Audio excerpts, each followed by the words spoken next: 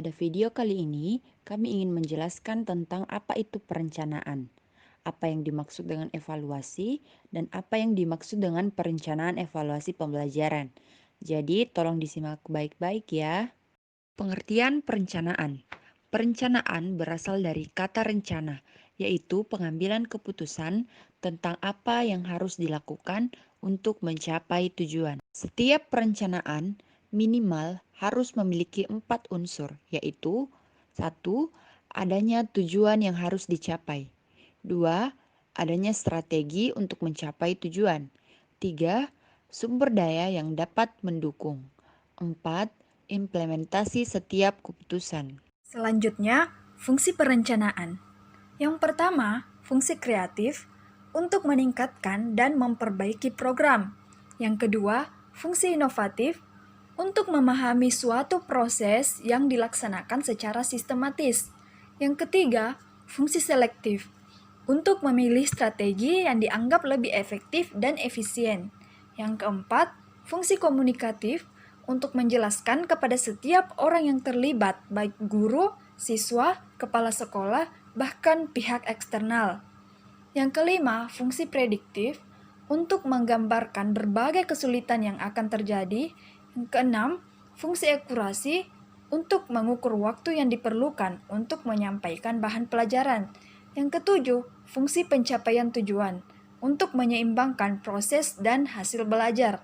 Dan yang terakhir, yang kedelapan, fungsi kontrol dan evaluatif untuk memberikan umpan balik kepada guru dalam mengembangkan program pembelajaran selanjutnya. Selanjutnya, evaluasi.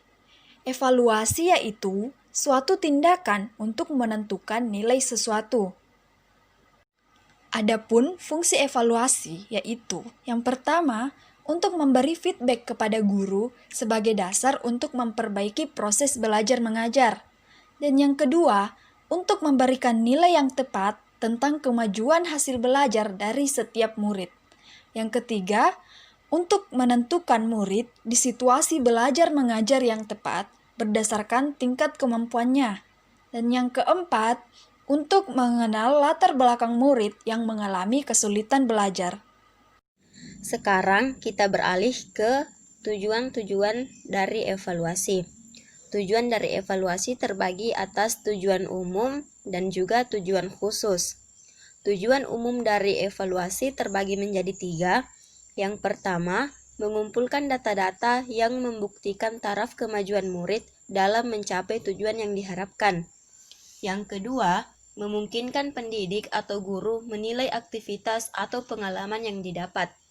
Yang ketiga, menilai metode mengajar yang dipergunakan. Selanjutnya adalah tujuan khusus dari evaluasi. Tujuan khusus evaluasi terbagi menjadi 5. Yang pertama, merangsang kegiatan siswa. Yang kedua, menemukan sebab-sebab kemajuan atau kegagalan. Yang ketiga, memberikan bimbingan yang sesuai dengan kebutuhan, perkembangan, dan bakat siswa yang bersangkutan. Yang keempat, memperoleh bahwa laporan tentang perkembangan siswa yang diperlakukan orang tua dan lembaga pendidikan. Yang kelima atau yang terakhir adalah memperbaiki mutu pelajaran atau cara belajar dan metode belajar. Kemudian, evaluasi terdiri dari 4 macam. Yang pertama, evaluasi formatif. Evaluasi formatif bertujuan untuk memperbaiki proses belajar mengajar ke arah yang lebih baik, atau memperbaiki program satuan pelajaran yang telah digunakan. Yang kedua adalah evaluasi sumatif. Evaluasi sumatif ini bertujuan untuk menentukan angka atau nilai murid yang telah mengikuti program pengajaran dalam satuan waktu dari suatu unit pendidikan. Yang ketiga, evaluasi placement atau penempatan untuk mengetahui keadaan anak agar ditempatkan pada posisi yang tepat. Yang keempat, evaluasi diagnostik. Evaluasi diagnostik ini bertujuan untuk mengetahui masalah-masalah apa yang diderita atau yang mengganggu anak didik dan bagaimana usaha untuk memecahkannya. Selanjutnya yaitu pengertian perencanaan evaluasi pembelajaran. Perencanaan evaluasi pembelajaran adalah rangkaian-rangkaian putusan yang diambil untuk menentukan sejauh mana tujuan-tujuan pengajaran telah dicapai oleh siswa. Selanjutnya, hal-hal yang harus diperhatikan dalam perencanaan evaluasi pembelajaran. Yang pertama, analisis kebutuhan. Analisis kebutuhan dilakukan terhadap kebutuhan peserta didik, baik secara perorangan maupun kelompok. Yang kedua, menentukan tujuan penilaian.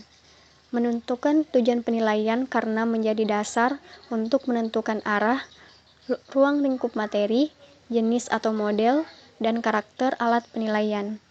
Yang ketiga, mengidentifikasi kompetensi dan hasil belajar. Mengidentifikasi kompetensi dan hasil belajar dilakukan oleh guru berdasarkan kompetensi yang ada dalam kurikulum yang berlaku.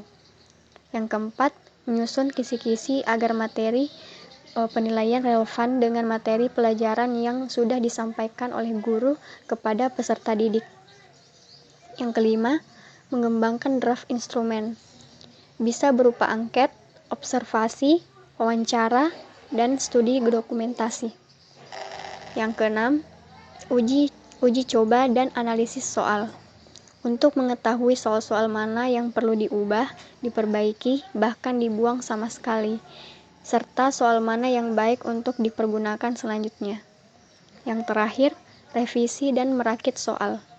Soal yang sudah diuji coba dan dianalisis, kemudian direvisi sesuai dengan proporsi tingkat kesukaran soal dan daya pembeda. Selanjutnya yaitu langkah-langkah perencanaan evaluasi. Yang pertama, menentukan tujuan evaluasi. Yang kedua, merumuskan masalah evaluasi.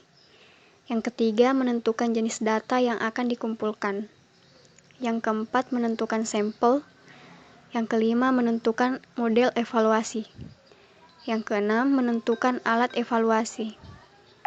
Yang ketujuh, merencanakan personal evaluasi. Yang kedelapan, merencanakan anggaran. Yang kesembilan dan yang terakhir, merencanakan jadwal kegiatan. Selanjutnya yaitu macam-macam penilaian. Macam-macam penilaian terbagi atas 8. Yang pertama, tes tertulis. Tes tertulis merupakan tes dalam bentuk bahan tulisan, baik soal maupun jawabannya. 2.